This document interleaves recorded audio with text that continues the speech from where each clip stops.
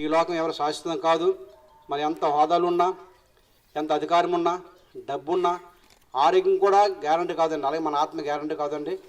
చనిపోయాక మనం ఖచ్చితంగా ఈ ఊరు వదిలి, ఈ లోకాన్ని వదిలి వెళ్ళాలి.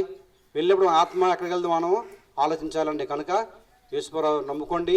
ఆయనే ముక్తికి మార్గం అండి, పరలోకానికి ఆయన రాజమార్గం అండి. కనుక మీరు యేసుప్రభువు నమ్ముకుంటే రక్షణ పొందితే పరలోకం వెళ్తారండి.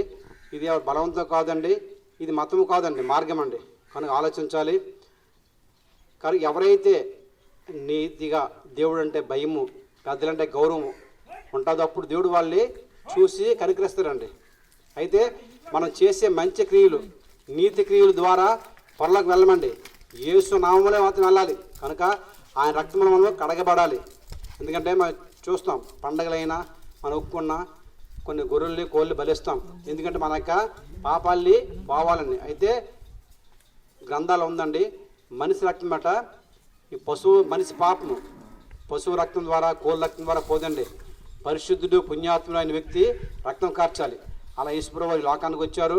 ఆయన ఏ పాపం లేకుండా, ఆయన ఏ దోషం లేకుండా ఉన్నారు. రక్తాన్ని కార్చారు, మన కొరకు మరణించారండి. అట్టి ప్రభువుని మీరు రక్షకుగా అంగీకరిస్తే, ప్రభు అనే పాపని నన్ను రక్షించండి, మీ రక్తం కడగండి, మీ సొత్తుగా చేయనని ఒక్క మాట అంటే చాలండి. యేసుప్రభువు మిమ్మల్ని రక్షిస్తారు. మీరు కూడా పరలోకానికి వారసులుగా ఉంటారు.